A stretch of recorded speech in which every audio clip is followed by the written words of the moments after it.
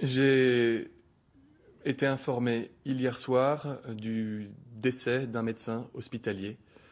C'est à ma connaissance, avec toutes les réserves que j'ai indiquées auparavant liées au secret médical, c'est à ma connaissance la première situation qui a frappé un médecin hospitalier. Je n'en dirai pas plus en raison du secret médical, en raison de la volonté de la famille de garder aujourd'hui le secret autour de la personne, parce que le secret médical ne s'arrête pas à la mort. Je ne vous donnerai donc pas d'informations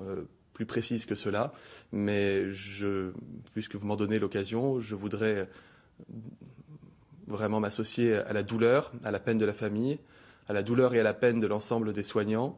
et à nouveau souligner le courage extraordinaire dont font preuve l'ensemble des médecins, des soignants, des pompiers, de toutes les personnes qui permettent de sauver des vies chaque jour. C'est un très lourd tribut qui est payé par la grande famille des médecins aujourd'hui dans notre pays. Mais ça veut dire, Olivier Véran, qu'aujourd'hui, les soignants qui sont confrontés dans les établissements hospitaliers ou en ville à des patients atteints de coronavirus ne sont pas suffisamment équipés, protégés et peuvent donc, comme ça semble être le cas en l'espèce, contracter la maladie eux-mêmes.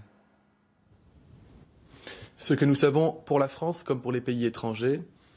c'est que la plupart des soignants qui vont contracter la maladie virale ne vont pas la contracter dans le cadre de leur mission hospitalière, mais en dehors des missions hospitalières. C'est pour ça, par exemple, que nous mettons tout en œuvre pour pouvoir assurer des transports individualisés pour des soignants dans les hôpitaux, dans les grandes métropoles. C'est pour ça que nous donnons aussi des indications à l'ensemble des soignants comme à l'ensemble des Français sur le respect des gestes barrières, du lavage des mains, de la protection individuelle et collective, que ce soit au travail ou en dehors du travail. Mais oui, il y a des soignants qui sont par essence en première ligne,